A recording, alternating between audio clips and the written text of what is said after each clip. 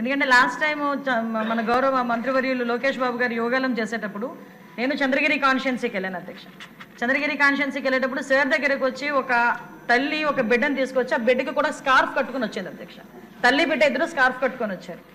ఏంటి విషయం అంటే లోకేష్ బాబు గారితోనే మాట్లాడాలి అని చెప్పి పక్కకి వెళ్ళి మా అమ్మాయిని గంజాయికి అలవాటు చేసేశారు, మా అమ్మాయి గంజాయికి అలవాటు పడిపోయింది, నా బతుకేంటో అర్థం కావట్లేదు, ఏం జరుగుతుందో తెలియట్లేదు, నేను మా అమ్మాయి చనిపోవడం తప్పించి వేరే దారి లేదు అని చెప్పి ఆ రోజు ఆ తల్లి కూతుర్లు ఇద్దరు కూడా గౌరవ మంత్రివర్యుల దగ్గరికి వచ్చి బాధపడి ఏడిస్తే ఆ రోజు మంత్రివర్యులు ఒక మాట చెప్పడం అధ్యక్ష, మన గవర్నమెంట్లోకి వచ్చిన తర్వాత గంజాయి మీద దృష్టి పెట్టాలి అంటే ఆ రోజు నుంచే ఒక కార్యాచరణ రూపొందించుకొని యువగలం పాదయాత్రలో ఏదైతే ప్రజా సమస్యల మీద గుర్తించడానికి వెళ్ళిన నేపథ్యంలో అదే రకంగా ఈరోజు మనం అధికారంలోకి వచ్చిన వెంటనే గాంజాయి మీద ఉక్కుపాదం మోపాలి అన్న ఒక థియరిటికల్గా మనందరం కూడా వెళ్ళడం జరిగింది అధ్యక్ష.